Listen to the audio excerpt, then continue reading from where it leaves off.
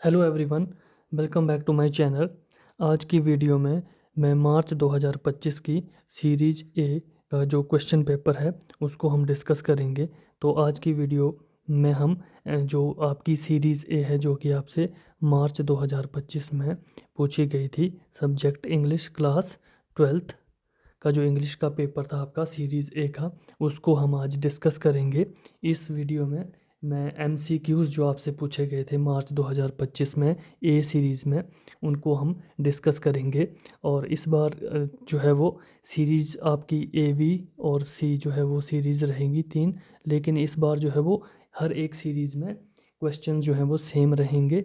ये इस बार बोर्ड ने चेंज किया है। पहले की तरह हर एक सीरीज़ में जो है वो क्वेश्चंस अलग से रहते थे, डिफरेंट क्वेश्चन पूछे जाते थे। लेकिन इस बार जो एग्ज़ाम है वो आपका बिल्कुल सेम रहेगा, क्वेश्चंस सेम रहेंगे हर एक सीरीज़ में, सिर्फ उनको जंबल जो है वो किया जाएगा, आगे पीछे उनका सीक्वेंस चेंज कर दिया जाएगा। तो चलिए शुरू करते हैं आज की वीडियो और देखते हैं कि मार्च 2025 में सीरीज ए में कौन कौन से क्वेश्चंस जो हैं वो पूछे गए थे। सो क्वेश्चन नंबर 1 है। तो 16 मल्टीपल चॉइस क्वेश्चंस आपके रहते हैं सेक्शन ए में, जैसा कि आपको पता है। तो 16 मार्क्स का ये रहता है। Question number 1 is a letter to the editor is, option A a casual letter, option B a formal letter, option C an informal letter and option D is a personal letter. तो इस question में क्या पूछा गया है कि a letter to the editor, letter to the editor जो है वो किस टाइप का लेटर जो है वो रहता है, कैजुअल होता है, फॉर्मल रहता है, इनफॉर्मल होता है या पर्सनल होता है। तो जो राइट आंसर है वो है option B a formal letter. Letter to the editor जो है एक फॉर्मल लेटर रहता है जिसको हम फॉर्मल लैंग्वेज में जो है वो लिखते हैं। रेस्ट ऑफ द ऑप्शन जो हैं जैसे कि कैजुअल लेटर है, इनफॉर्मल लेटर है और ये जो पर्सनल लेटर है, ये तीनों ही टर्म्स जो है वो इंटरचेंजेबली जो है वो यूज़ कर ली जाती हैं, कैजुअल एंड इनफॉर्मल लेटर। तो ये आपका राइट आंसर है option B formal letter. Official letter जो है उसकी लैंग्वेज भी कैसी रहेगी आपकी, फॉर्मल लैंग्वेज में ही उसको भी लिखा जाता है। सो क्वेश्चन नंबर सेकंड है, suppose you are self employed and want a sales person for your business, in which section will you give your advertisement.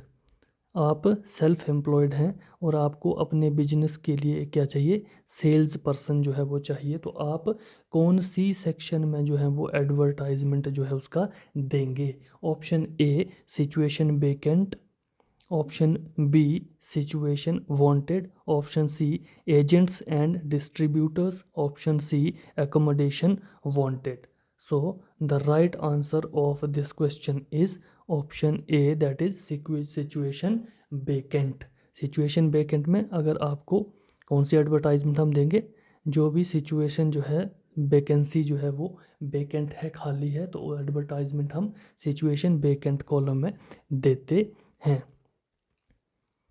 Next question number 3 is, how will you gather the content of your report? Choose the appropriate options. Report आपने लिखनी है, उसके लिए आप जो है report के लिए कंटेंट जो है आपकी रिपोर्ट का जो कंटेंट रहेगा उसको आप कैसे गैदर कर सकते हैं, कैसे उसको आप इकट्ठा करेंगे, अपना रिपोर्ट का जो कंटेंट है उसको आप कहाँ से जो है वो प्राप्त करेंगे। So option number 1 is A from the eye witness, eye witness से लेंगे। Option B newspaper, from newspapers, newspaper से आप अपना कंटेंट लेंगे। Option C through on witnessed incident, या तो जो इंसिडेंट हुआ है उसको आपने खुद अपनी आंखों से विटनेस किया, अपनी आंखों से देखा है, उसके थ्रू आप जो है वो कंटेंट लेंगे। And option D is all of these 3। So the right answer of this question is option D, that is all of these 3। तो आपकी रिपोर्ट का जो कंटेंट है उसको आप किसी आई विटनेस से भी पूछ सकते हैं जिसने उसको उस इंसिडेंट को देखा है, आप उसके व्यूज़ ले सकते हैं, वो भी आपकी रिपोर्ट का कंटेंट हो सकता है। आपको न्यूज़पेपर में उस इंसिडेंट के रिगार्डिंग कुछ इन्फॉर्मेशन मिल सकती है, वो भी आपकी रिपोर्ट का कंटेंट बन सकता है। और आप खुद भी उस विटनेस जो है इंसिडेंट जो है उसको आपने खुद अपनी आंखों से देखा है, वो भी आपका जो कंटेंट है वो हो सकता है। तो इसीलिए the right answer is option D, that is all of 3। Moving forward to the question number 4. A notice can be option A displayed on board, B published in newspapers, option C announced on radios, and option D is both A and B. This question is very important question, और ये question जो है वो board वालों का favourite question है क्योंकि ये बहुत बार एग्ज़ाम में पूछा जा चुका है। तो एक नोटिस को हम कैसे डिस्प्ले कर सकते हैं कि कौन कौन से मीडियम है जिसके थ्रू नोटिस जो है वो बाकी ऑडियंस तक हम पहुंचा सकते हैं। तो ऑप्शन नंबर ए जो है डिस्प्लेड ऑन बोर्ड, ये भी राइट ऑप्शन है क्योंकि बोर्ड पे हम स्कूल में भी नोटिस बोर्ड पे एक नोटिस जो है उसको डिस्प्ले कर सकते हैं। आप न्यूज़पेपर में भी उसको पब्लिश कर सकते हैं। तो जो राइट आंसर है वो है आपका option number D, both A and B. Notice को न्यूज़पेपर में भी पब्लिश किया जा सकता है और स्कूल के या किसी भी ऑफिस के नोटिस बोर्ड में डिस्प्ले किया जा सकता है। नेक्स्ट क्वेश्चन नंबर 5 है the mother in the poem the my mother at 66 has been compared to.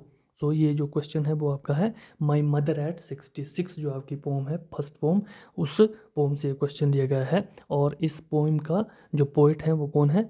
Kamala Das.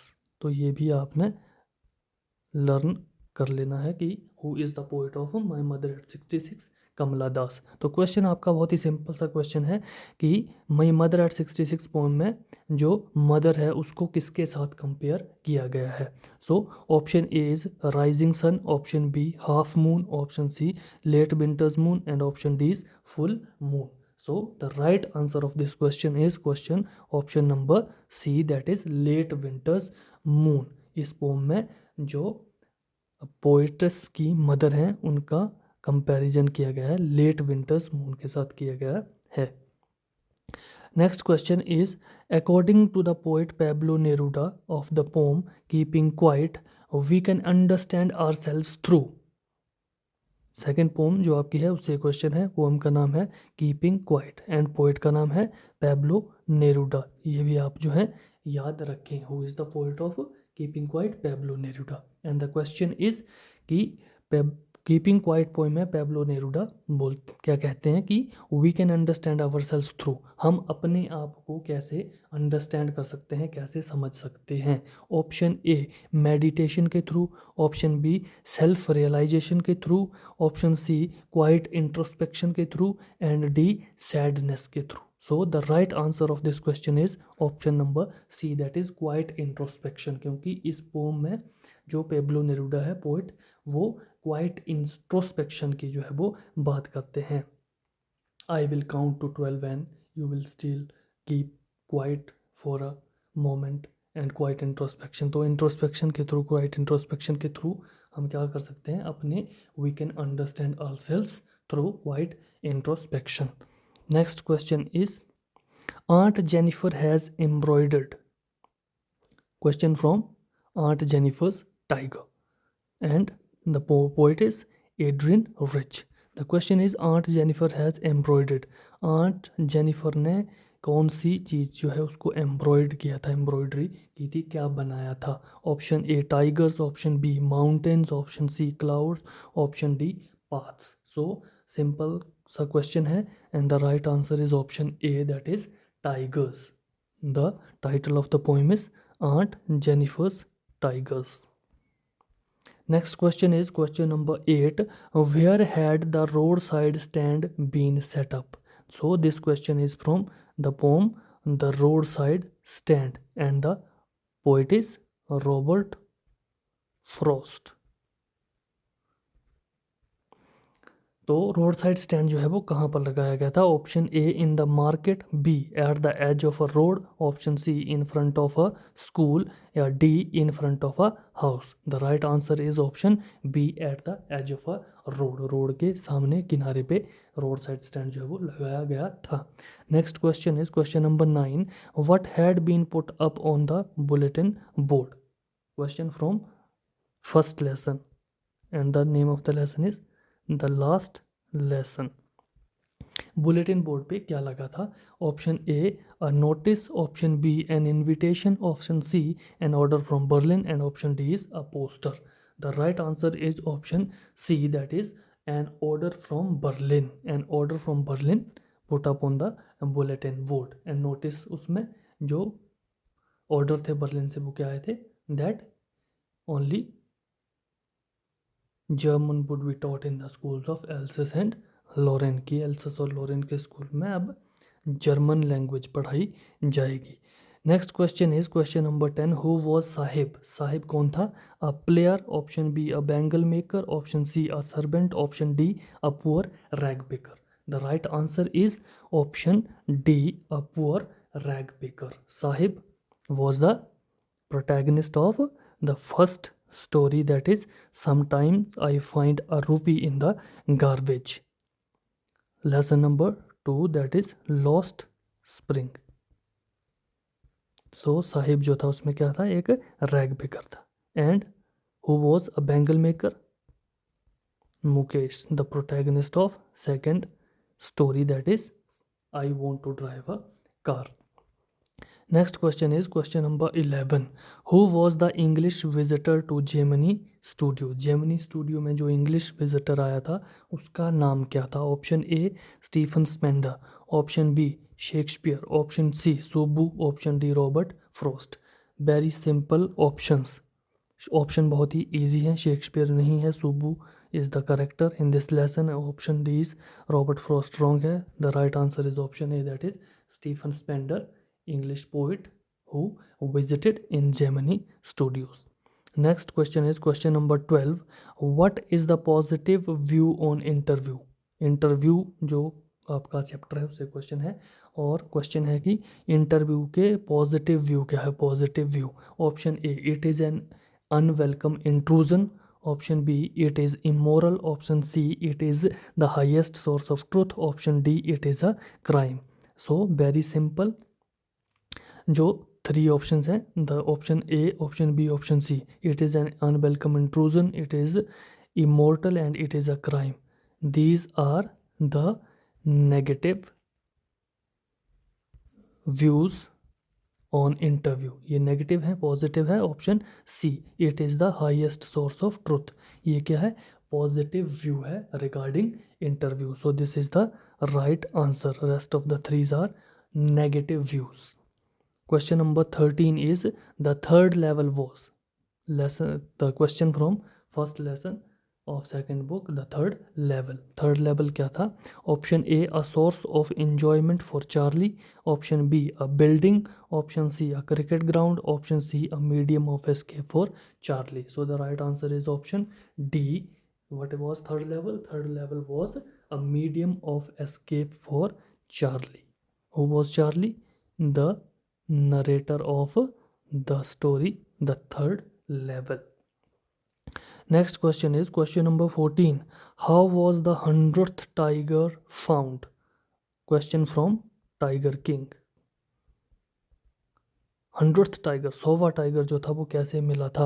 Option A it had been found in a forest, जंगल में मिला था. Option B it had been found in a city, option C it had been found in a market, market में मिला था. या option D is it had been brought from the peoples park. The right answer of this question is option D, it had been brought from the peoples Park. वो जो 100th tiger था उसको peoples park से लाया गया था. और peoples park कहाँ से? मद्रास, वहाँ से लाया गया था. Next question number 15 is what is unique and typical about Antarctica? Antarctica के बारे में क्या यूनिक है? Option A it is very far away, बहुत दूर है. इट वो इज़ वेरी कोल्ड, बहुत ही ठंडा है. It is very hot. And option D is the continent without another human population. The right answer is option D, the continent without human population. This is also the right option. It is very cold, बहुत ही ठंडा है, dry है. But the right option is option D, the continent without human population. Next, the last question is question number 16. Where had Dr. Sadao met Hannah? Doctor Sadao Hannah को कहाँ मिला था? Option A, very important question, exam में पूछा जा सकता है. Option A in Japan, option B in Australia, option C in India, option D in America. The right answer is option D in America. Doctor Sadao Hannah को कहाँ मिला था? America में मिला था. And where? America at professor's house. एक professor के घर पे मिला था और प्रोफेसर का नाम क्या था? Professor Harley is the name of professor. So this is extra information. इसको भी आप जो है वो याद रखें, इससे भी एग्जाम में क्वेश्चन पूछा जा सकता है. सो ये these are the 16 MCQs that has been asked in March 2025 exam in series A. So इस वीडियो में हमने MCQs को ही डिस्कस किया है. तो रेस्ट जो आपका क्वेश्चन जो बी सेक्शन बी है, that is comprehension note making, उसको हम नेक्स्ट वीडियो में जो है वो डिस्कस करेंगे. तो तब तक के लिए आप चैनल पे बने रहें और चैनल को सब्सक्राइब कर लें और बेल आइकन को दबा लें ताकि आने वाली वीडियो की नोटिफिकेशन आपको मिल जाए. और अगली वीडियो में हम जो है वो सीरीज़ बी के जो MCQs हैं उनको डिस्कस करेंगे. सीरीज़ बी में कौन कौन से MCQs जो है वो मार्च 2025 में पूछे गए थे. उसके बाद सीरीज सी को भी हम जो है वो MCQs डिस्कस कर लेंगे.